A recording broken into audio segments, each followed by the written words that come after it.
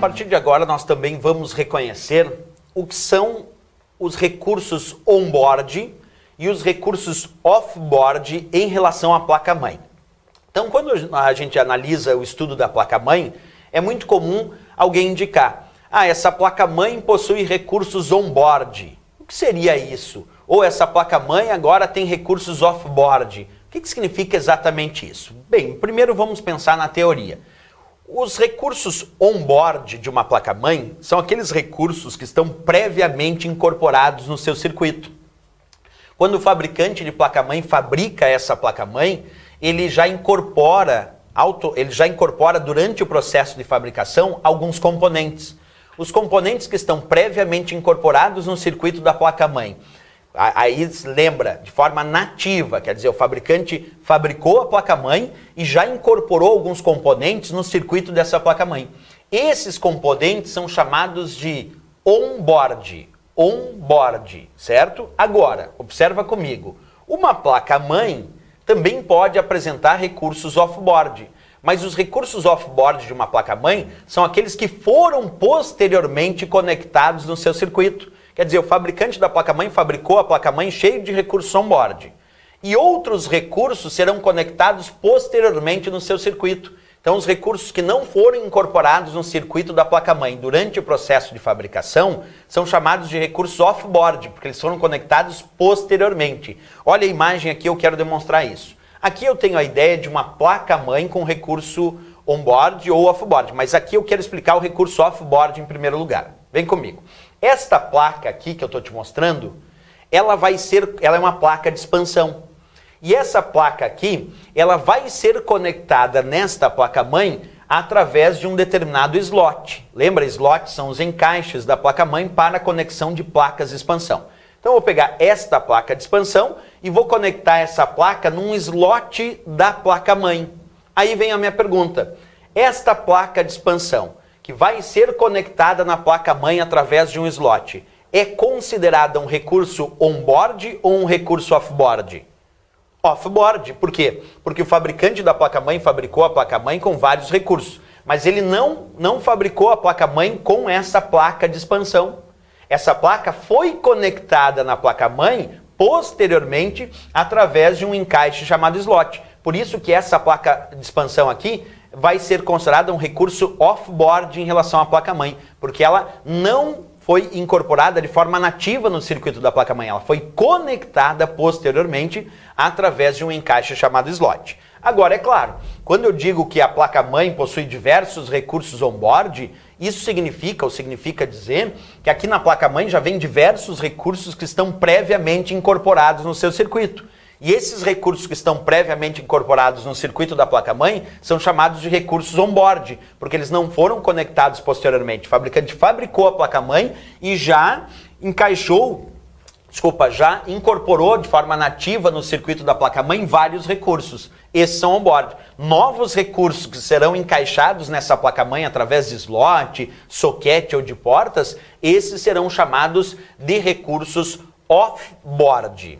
É bom. On-board, então, já está incorporado. Off-board, posteriormente, será encaixado na placa-mãe através de slots, socket. O próprio processador do computador é, na grande maioria das vezes, um recurso off-board. Por quê? Porque o fabricante da placa-mãe fabrica a placa-mãe sem processador. E, posteriormente, esse processador é conectado na placa-mãe através de um encaixe chamado socket.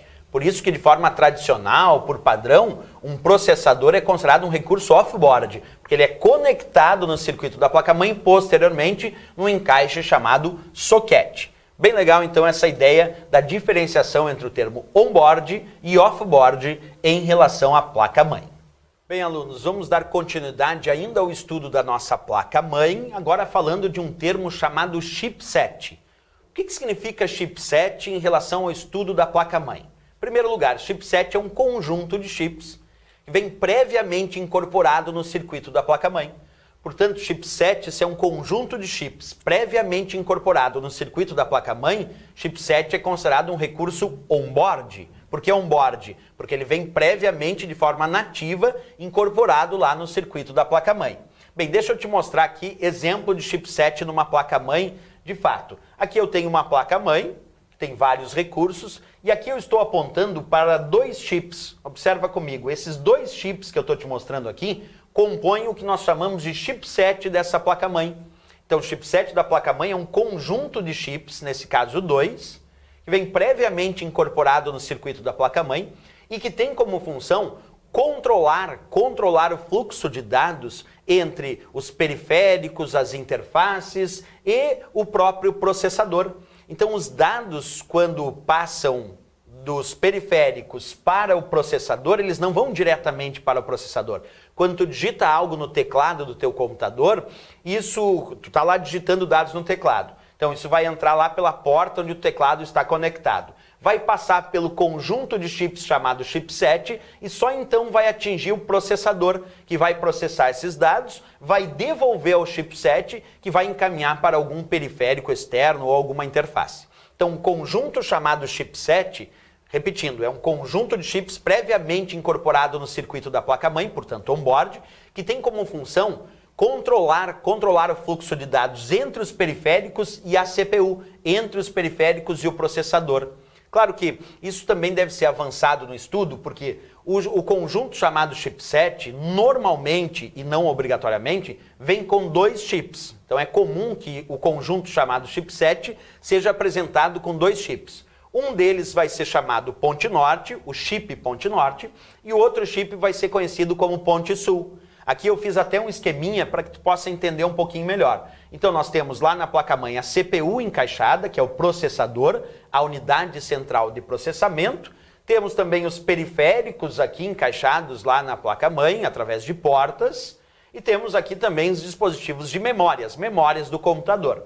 Percebe que o conjunto chamado chipset, formado por ponte norte, que é o chip do conjunto chipset que fica mais próximo da CPU, e a ponte sul, que fica conectada à ponte norte, esse conjunto chamado chipset, formado por ponte norte e ponte sul, ele controla o fluxo de dados entre os periféricos e a CPU, ou entre as memórias e a CPU. Essa é a grande função do chipset, controlar o fluxo de dados, a comunicação de dados entre periféricos e CPU, ou entre memórias e a CPU. Por isso chamado de chipset, conjunto de chips previamente incorporado no circuito da placa-mãe. Se a prova perguntar, normalmente esse conjunto chamado chipset é formado por quantos chips? Bem, normalmente esse conjunto é formado por 2 chips, um chamado de ponte norte e o outro chamado de ponte sul. Agora, pode haver configurações e formatações diferentes? Pode. Nós podemos ter computadores com diferentes armações de chipset,